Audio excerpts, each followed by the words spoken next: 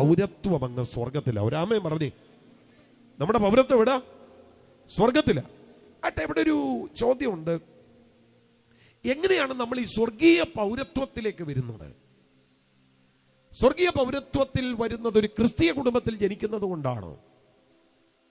ഒരിക്കലും അല്ല.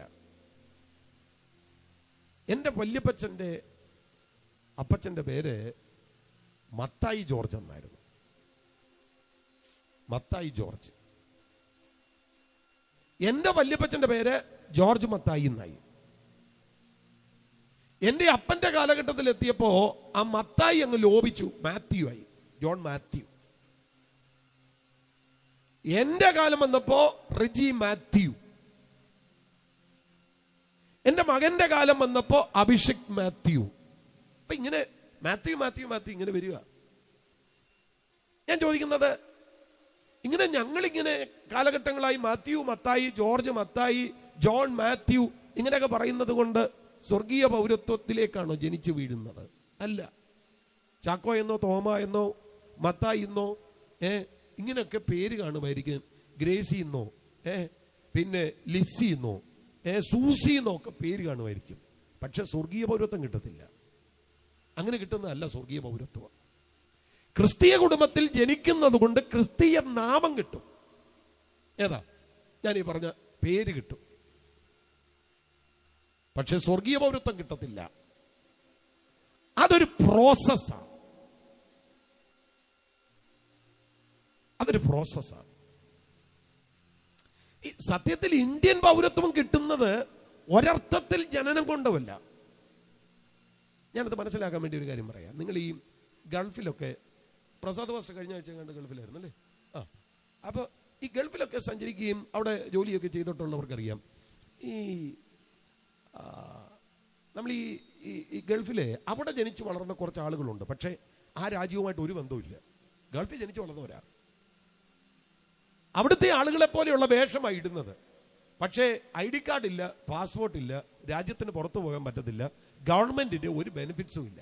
അവരെ വിളിക്കുന്ന പേര് കാട്ടറബികൾ എന്നാണ്. കാട്ടറബികൾ കേട്ടിട്ടുണ്ടെന്ന് ഞാൻ ചിന്തിക്കുന്നു. കാട്ടറബികൾ. അവിടുത്തെ ഗവൺമെന്റുമായിട്ട് ഒരു ബന്ധവുമില്ല. പക്ഷെ അവിടെ ജനിച്ചു വളർന്ന, ഞാൻ പറഞ്ഞത് ഇന്ത്യൻ പൗരത്വം ജനിക്കുന്നത് കൊണ്ട് പോലുമല്ല, ഇവിടുത്തെ ഗവൺമെന്റ് രേഖകളിൽ നമ്മൾ പേര് ചേർക്കുമ്പോഴാണ് നമ്മൾ ഇവിടുത്തെ പൗരന്മാരാകുന്നത്.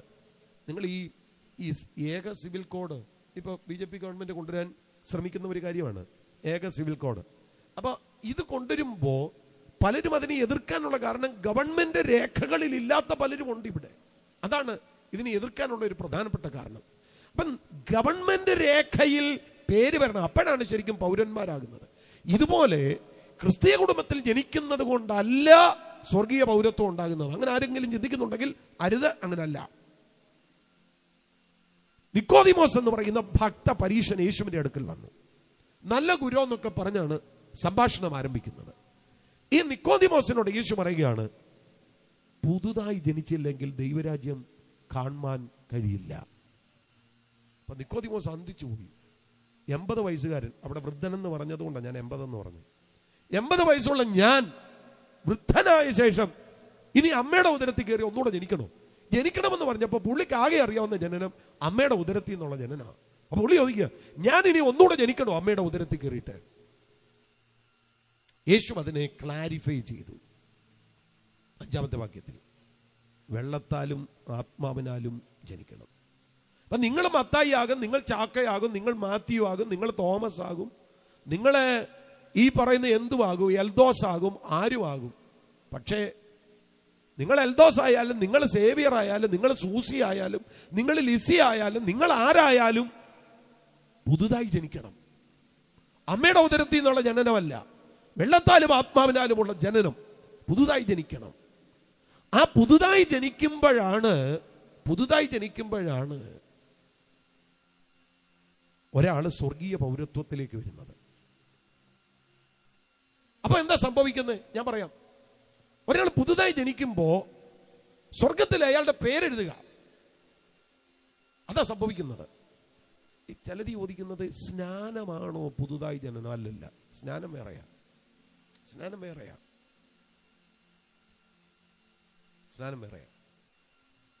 ഇന്ന് ഞാൻ തിരുവല്ലയിലെ മീറ്റിംഗ് കഴിഞ്ഞിട്ട് എനിക്ക് കുറച്ച് പുസ്തകങ്ങളൊക്കെ വാങ്ങണമായിരുന്നു. അപ്പം ഞാൻ തിരുവല്ല CSS കയറി. അവിടെ കയറി കുറേ പുസ്തകങ്ങളൊക്കെ വാങ്ങി. അതിൽ ക്രിസ്തീയ കൂദാശകൾ എന്ന് പറഞ്ഞൊരു പുസ്തകം വാങ്ങി. ക്രിസ്തീയ കൂദാശകൾ. ഞാൻ ആ പുസ്തകങ്ങൾ ഇങ്ങനെ മറിച്ച് നോക്കുമ്പോൾ ക്രിസ്തീയ കൂദാശയിൽ ഒന്നാണ് സ്നാനം. ആ സ്നാനത്തെക്കുറിച്ച് ഒരച്ഛൻ എഴുതിയ പുസ്തകമാണ്. കൃത്യമായിട്ട് എഴുതിയിട്ടുണ്ട്. എൻ്റെ വണ്ടിക്കകത്തിരിപ്പുണ്ട്. നിങ്ങൾക്ക് ആർക്കെങ്കിലും ഒന്ന് മേടിച്ച് നോക്കണമെങ്കിൽ മേടിച്ച് നോക്കാം. എൻ്റെ വണ്ടിക്കകത്തിരിപ്പുണ്ട്. ക്രിസ്തീയ കൂദാശയെക്കുറിച്ച് അച്ഛൻ കൃത്യമായിട്ട് എഴുതിയിട്ടുണ്ട്. അത് സ്നാനമാണ്. ക്രിസ്തീയ കൂദാശ സ്നാനമാണ്. സ്നാനം എന്ന് പറയുന്നത് എന്താണ്? യേശുക്രിസ്തുവിന്റെ മരണത്തോടുള്ള പങ്കാളിത്തമാണ്. ഞാനത് ചുമ്മാ പറഞ്ഞതല്ല. യേശുക്രിസ്തുവിന്റെ മരണത്തോടുള്ള പങ്കാളിത്തം. റോമാലേഖനം 6:3-4-5 വാക്യങ്ങൾ. അങ്ങനെ നാം അവന്റെ മരണത്തിൽ പങ്കാളികളായി തീർന്ന സ്നാനത്താൽ നാം അവനോട് കൂടെ കുഴിച്ച് ഇടപ്പെടുന്നു. യേശുവിന്റെ മരണത്തോടുള്ള പങ്കാളിത്തം എന്ന് പറയുന്നത് സ്നാനത്താലാണ്. സ്നാനമല്ലാതെ യേശുവിന്റെ മരണത്തിൽ പങ്കാളിയാകാൻ വേറെ ഒരു മാർഗവും ഇല്ല. നെക്സ്റ്റ് വീക്ക് ഗുഡ് ഫ്രൈഡേ ആണ്. Good Friday. ഹല്ലേലൂയ. ഈ ഗുഡ് ഫ്രൈഡേ നിങ്ങൾ പൊതുവെ ശ്രദ്ധിച്ചാൽ കുരിശിന്റെ വഴി എന്ന് പറയുന്ന ഒരു പ്രോഗ്രാം ഉണ്ട് ചില ക്രൈസ്തവ സമൂഹങ്ങൾക്ക്. എല്ലാവർക്കും ഇല്ല, ചിലർക്കുണ്ട് കുരിശിന്റെ വഴി. അപ്പൊ റോഡിലൂടെയൊക്കെ ഇങ്ങനെ കുരിശിന്റെ വഴി പോകും. മശിഹ പിന്നെയും നിലത്ത് വീണു എന്ന് പറയുന്ന ഇടത്ത് ഈ സഹോദരങ്ങൾ മുട്ടുകുത്തു. ഞാൻ അവരെ ചിലപ്പോൾ സല്യൂട്ട് ചെയ്യാറുണ്ട്. കാരണം ഈ മിക്കവാറും ഈ ഗുഡ് ഫ്രൈഡേ ഒരു മഴയൊക്കെ അങ്ങ് പെയ്യും. അന്ന് റോഡിൽ കുറച്ച് ചെളിയൊക്കെ പിടിച്ച് കിടക്കുന്ന സമയത്ത് നല്ല കോട്ട സാരിയൊക്കെ ഉടുത്ത് വരുന്ന കൊച്ചമ്മമാര് അവിടെ അങ്ങ് മുട്ടുകുത്തുന്നത് നല്ലതാണ്. ഞാൻ ബൈബിൾ പഠിച്ചപ്പം ഏറ്റവും പവർഫുള്ളായിട്ടുള്ള പ്രാർത്ഥനയല്ല മുട്ടുകുത്തിയുള്ള പ്രാർത്ഥനയാണ്. ഞാനതിന് ഒരുപാട് തെളിവ് തരാം. കർമ്മേലിന്റെ പർവ്വതത്തിൽ തീ ഇറങ്ങിയ പ്രാർത്ഥനയില്ലേ? ഏലിയാവ് മുട്ടുകുത്തിയ പ്രാർത്ഥിച്ചേ. ശലോമോന്റെ ആലയത്തിൽ ഷെക്കന ഇറങ്ങിയില്ലേ? ശലോമോൻ മുട്ടുകുത്തിയ പ്രാർത്ഥിച്ചത്. ദാനിയേൽ സിംഹക്കുഴിയിലേക്ക് വീഴുന്നതിന് മുമ്പ് പ്രാർത്ഥിച്ച പ്രാർത്ഥനയെ കുറിച്ച് മുട്ടുകുത്തി പ്രാർത്ഥിച്ചെന്ന്. പതിവ് പോലെ യെരൂശലേമിന് നേരെയുള്ള കിളിവാതിൽ തുറന്നിട്ട് മുട്ടുകുത്തി പ്രാർത്ഥിച്ചു എന്ന് എഴുതിയിരിക്കുന്നത്. പതിവ് പോലെ. അപ്പോൾ ദാനിയേൽ എപ്പോഴൊക്കെ പ്രാർത്ഥിക്കുമോ അപ്പോഴൊക്കെ മുട്ടുകുത്തി തന്നെയാണ് പ്രാർത്ഥിച്ചത്. ഇനി ന്യൂ ടെസ്റ്റ്മെന്റിലേക്ക് വന്നു. നമ്മളെല്ലാറ്റും ന്യൂ ടെസ്റ്റ്മെന്റ് ആണല്ലോ നോക്കുന്നത്. ന്യൂ ടെസ്റ്റ്മെന്റിൽ ഈ തബീഥയെ ഉയർപ്പിച്ചില്ലേ? ആ സമയത്ത് പത്രോസ് മുട്ടുകുത്തിയ പ്രാർത്ഥിച്ചത്. നിങ്ങൾ വായിച്ചാൽ മതി. മുട്ടുകുത്തി പ്രാർത്ഥിച്ചെന്ന് എഴുതിയിരിക്കുന്നത്. അപ്പോസ്തല പ്രവൃത്തി 7-ാം അധ്യായത്തിൽ സ്തേഫാനോസ് മുട്ടുകുത്തി പ്രാർത്ഥിച്ചു.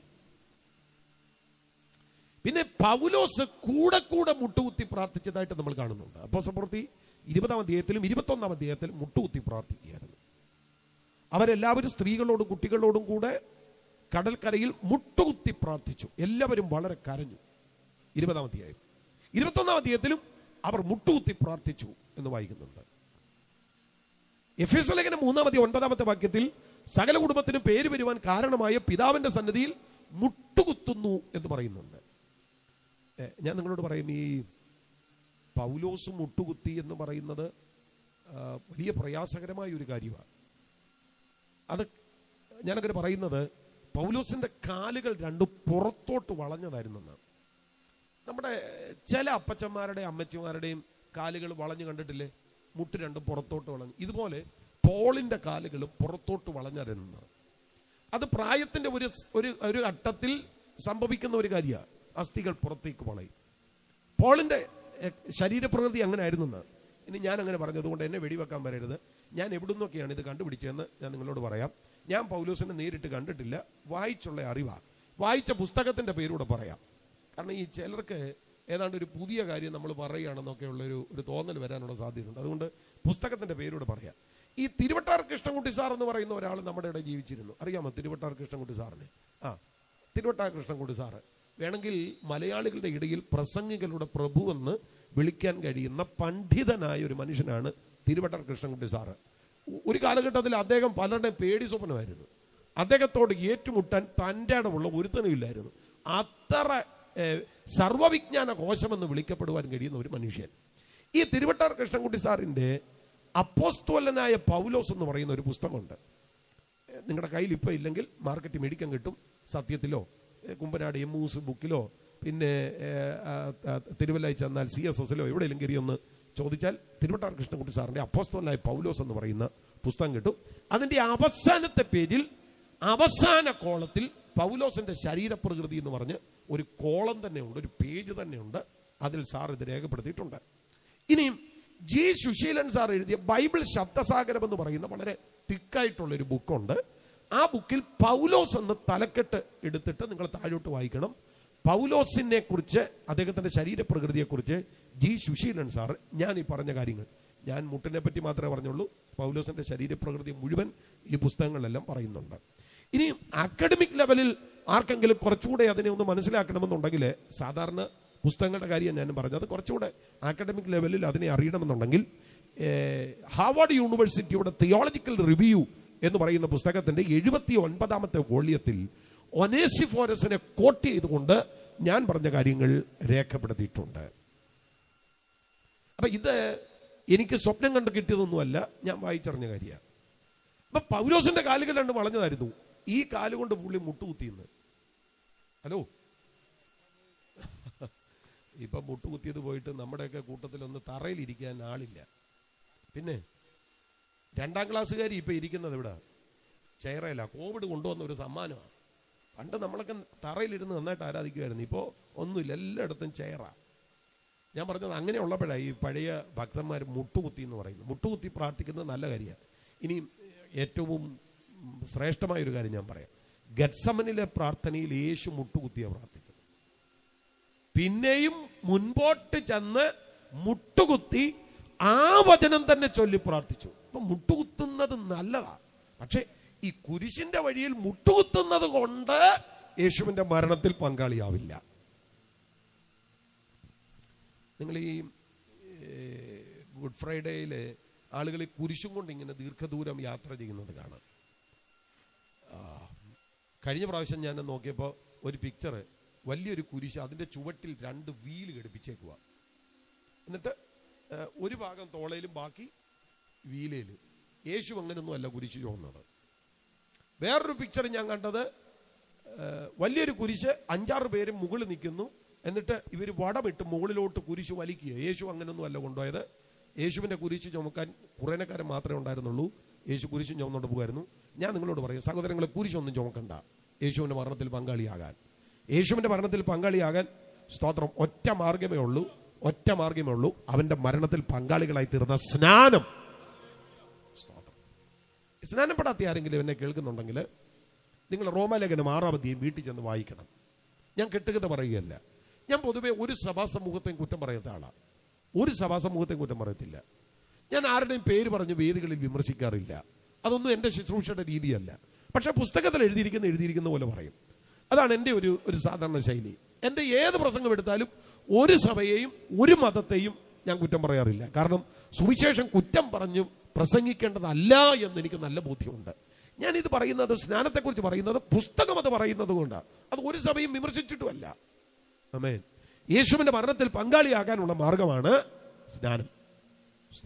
സ്നാനമല്ല വീണ്ടും ജനനം.